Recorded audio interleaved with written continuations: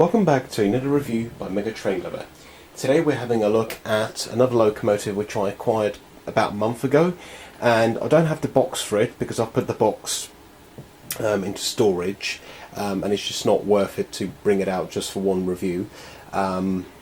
Anyway, you probably tell from the title of this video, but this is a Hornby XLNER Class A3 Pacific.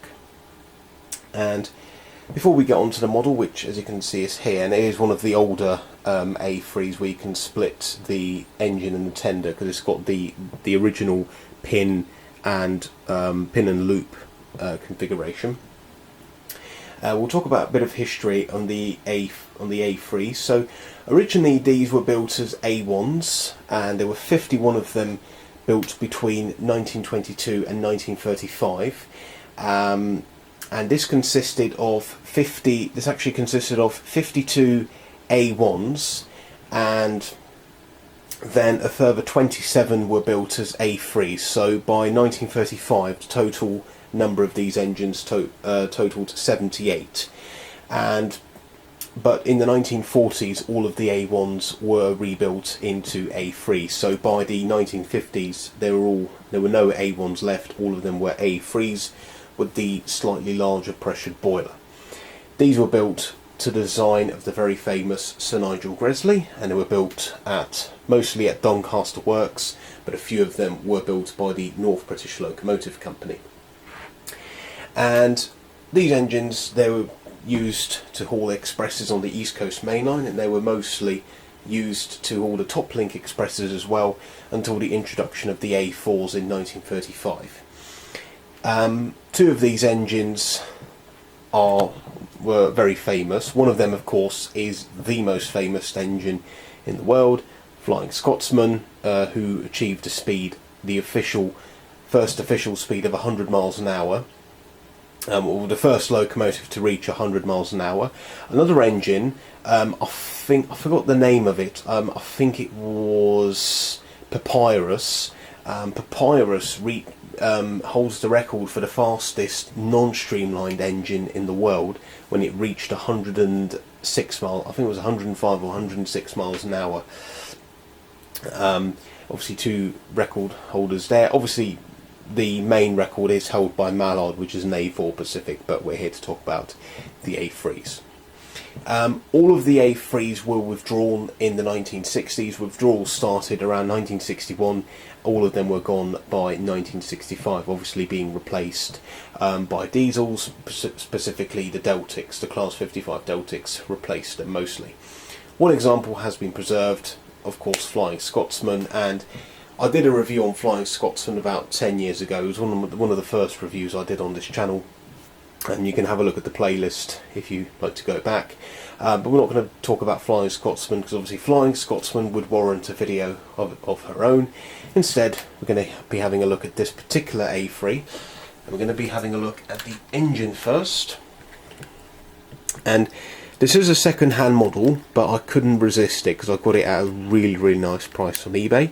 This particular one is number 60035, Windsor lad. And wow.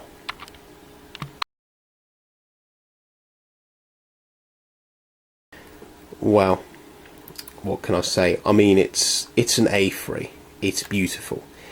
This one, it's not the newest tooling by Hornby, but it's one of the older, newer ones. I think this one's from about 2008, 2009.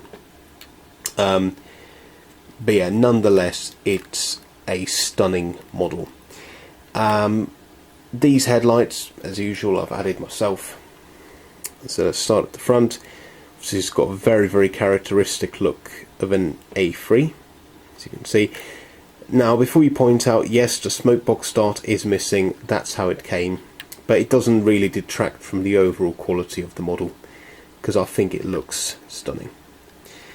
Look at the wheels, absolutely beautiful. The livery, obviously British Rail Brunswick green, it's a beautiful livery, and the red lining is painted so well. If it focuses, come on, yep, there we go. You see the lining is done really, really well. There's her name, Windsor lad, and as you can see, it does have the, I think it's a banjo dome. Yeah, that's called a banjo dome. That's a very, very nice touch. You can see you get the safety valves and the whistle. If you focus it again, come on, focus, never mind, safety valve and the whistle are there. There's her number, 60035. There we go. And let's turn to the other side. Yep, very, very similar. You see you get handrails running along both sides of the boiler, separately fitted, and there's a lot of separately fitted detail as well. I can't really see any moulded detail, but obviously this is the premium version. It's not the railroad version, like Flying Scotsman, which is the one I have. But yeah, no, nonetheless, it's still really, really nice. And one thing I really like is how the roof vents can actually be adjusted, like so. So you can leave them closed, or as most drivers would, crew, leave them open. Let's have a look at the cab. The cab detail is really, really nice. You can see you get the brake handle on the left, you get the regulator, you get some of the gauges and dials, all done really, really well. Obviously the newest version of the A1/A3 obviously has a flickering firebox, but this one, obviously it's an older version, it doesn't have it, but nonetheless that is still a really, really nice cab. So yeah, and this is what I mean. This has got the original coupling, which actually I do kind of prefer, but yeah, I would understand why they switched the coupling system. Obviously it's easier to fit a decoder into the tender than the locomotive. Obviously in this case the decoder is in the locomotive, is in the engine right here. So yeah, that was the engine. Now let's have a look at the tender. Just put the engine down carefully. Now it is a second-hand model, so there would be defects. I will point out one defect. As you can see, the left-hand step, quite a large chunk here is missing, but when it's coupled to the engine you don't really notice it. And for the price I brought it for, I let it slide basically. It's got the one of these, the handbrake and the water scoop handle, which is really, really nicely detailed. It's got real coal added. That was already added by the previous owner. It's a really, really nice touch. As you can see, it's got the early emblem. And this one, as you can see, this one's a I think this is a streamlined A4 tender, or maybe it's an A3 tender, I'm not too sure. The A3s and the A1s, A3s, A4s, they all used to mix the tenders, so maybe, so yeah, but this one's a very, very similar tender to the one that Mallard has.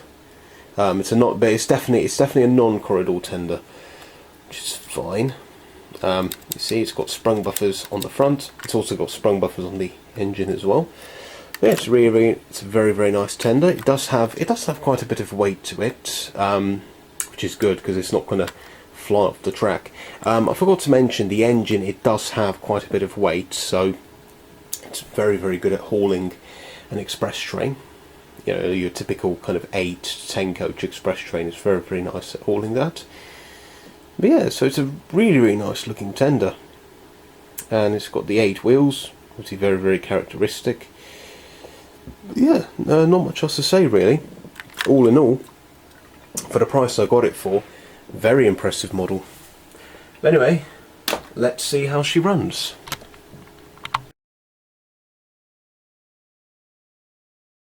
So here we have the Hornby A3 Windsor lad on the track.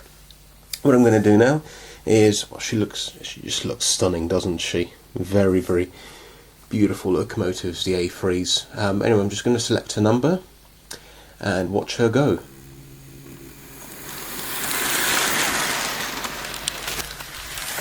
And away she goes. And I'll put it into running in speed, which on my controller it's 14. It's a 28 speed controller. But yeah, considering, yeah, this is not the newest model, but she's running really, really well. Ooh, a bit of a cut. Oh, no, it's fine. Yeah. Beautiful. Very, very impressive loco. Let's get a few shots of her passing.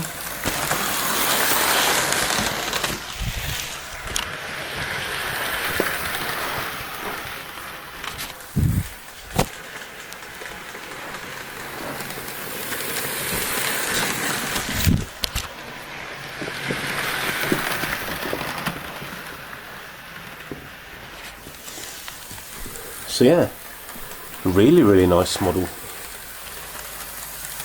And for the money that I got her, beautiful. Absolutely worth it.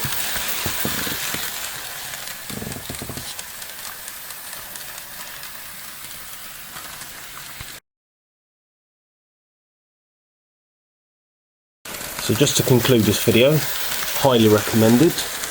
I'm not too sure about the new tooled A1s and A3s, but these ones are really, really nice.